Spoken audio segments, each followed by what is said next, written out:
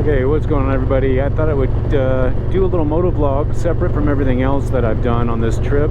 I'm currently filming for this particular road right now. This is Highway 12 going from Montana to Idaho, and by far my favorite road of all times. But I thought I would just go ahead and talk to you a little bit about what I've done with this bike to make it as reliable as I possibly can make it on the road. So one, along with all your routine maintenance and make sure it gets completely inspected before you take it out on a long road trip, you know, the last thing you want to do is break down in the middle of nowhere. Or for example, we're here on these back roads, there's no services for 139 miles. So if you break down out here, that's going to be a problem.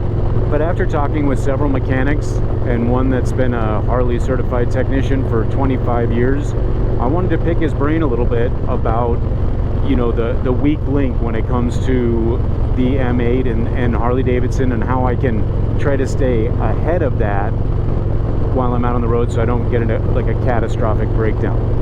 So take this for what it's worth. I'm not saying you guys have to go out and get this. I'm just telling you that this is what I did. Now, full disclosure, if you follow this channel, you know that I know nothing about mechanics, very little. So I have to rely on the pros to tell me, and I just take their word for it. You know, you reach out, you do research, and then you can start Googling stuff.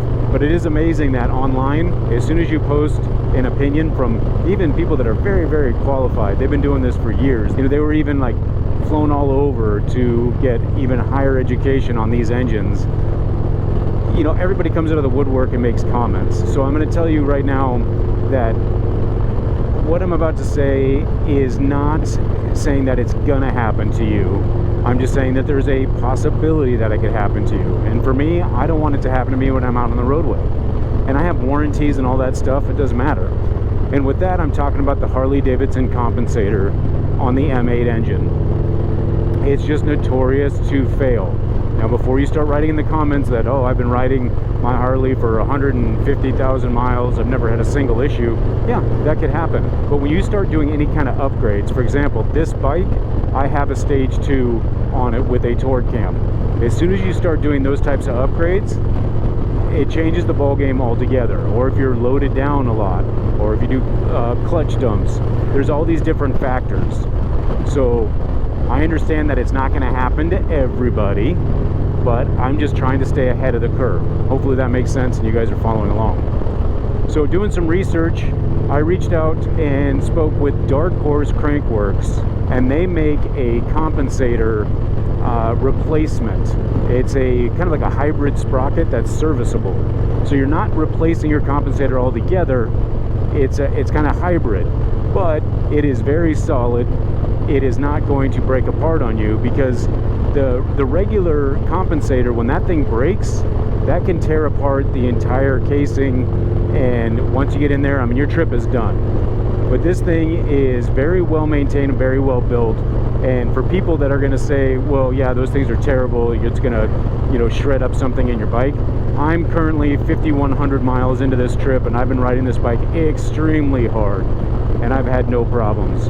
Now, every 15,000 miles, I probably will replace out the bushings that that Darkhorse offers. But this is a way for you to feel a little bit better about your bike when you do put this Man-O-War Darkhorse system on.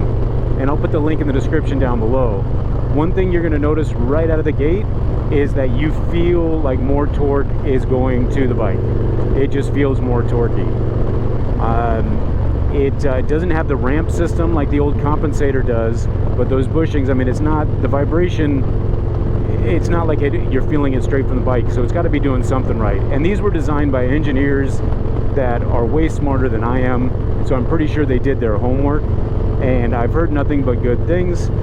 So full disclosure, Darkhorse sent me out the Man-O-War system. I want to thank them very much for that, because of having that installed and being out here on the road, my mind has been at ease that, you know, catastrophic failure, I'm starting to try to eliminate the possibility of something like that happening. And with Darkhorse, that's what you get. And I'm just telling it to you guys from my opinion.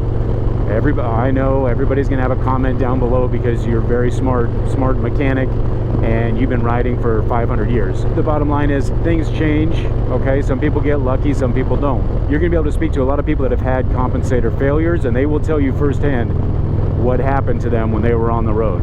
Guarantee you if they were on a road trip, that road trip was over.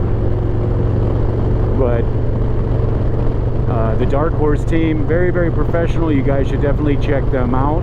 But it is the Darkhorse Man-O-War system. I'm going to finish out filming my Highway 12 ride. It will be a bonus video from the 12 Days Behind Bars series, so I hope you guys check that out.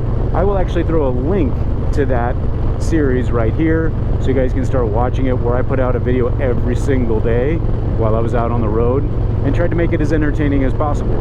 But that's going to do it today. I hope you guys ride safe, you be safe, and I'll catch you on the next one.